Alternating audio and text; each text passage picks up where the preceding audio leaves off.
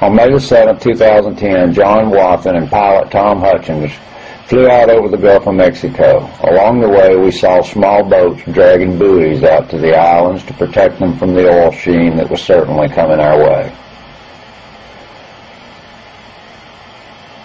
At 9 miles out, we began to smell the oil.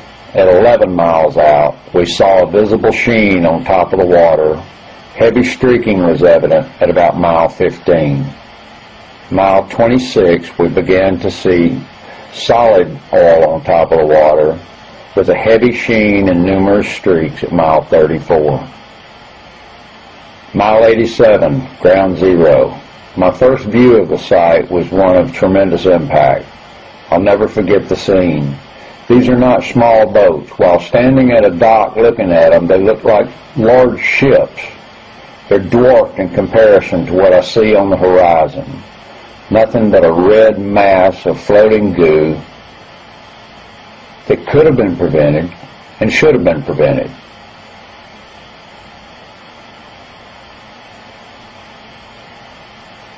I was horrified when I looked and saw how many boats there were on the horizon that didn't seem to be doing anything at all that was effective.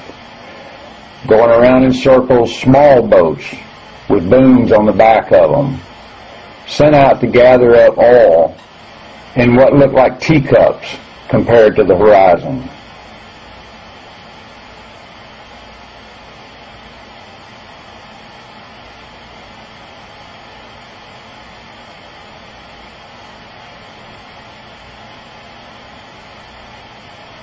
We counted 30 boats in the pictures, all floating around while this stuff was headed for shore.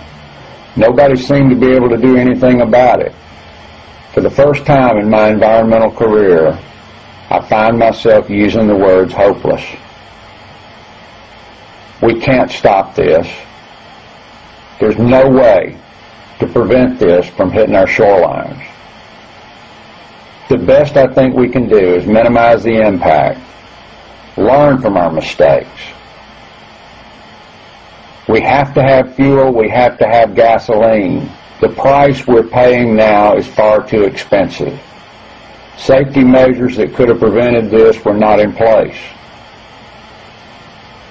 It's time for our government to step up to the plate and take responsibility for what's happening on the shores of our country. Several waterkeeper programs along the coast have already been impacted, and many more are expecting landfall.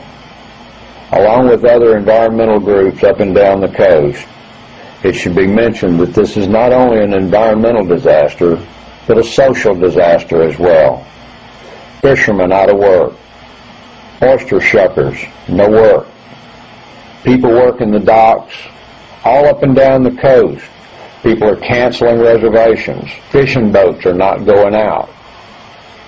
The economic impact to this event will be incredible and felt for decades to come. No one knows if the fishing will ever recover. No one knows if the Gulf will ever heal from this. One thing for certain, we must learn from the mistakes that have been made here. This cannot happen again. The Gulf appears to be bleeding. Will we ever be able to stem the tide? Will we ever be able to put a stop to this? Will the Gulf ever heal? As far as you can see on the horizon now, there's these mats of this reddish pink sheen. It was easy to find our way back to shore. All we had to do was follow the red. There was a perfect line of it leading from the rig toward the shoreline. Here, right off Ship Island and Horn Island, we found sheen behind the islands and in the Sound.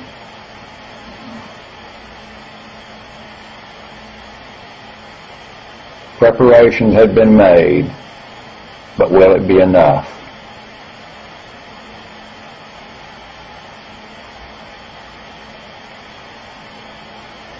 Dolphin Island in Alabama, we saw sheen coming ashore at the far end of the island.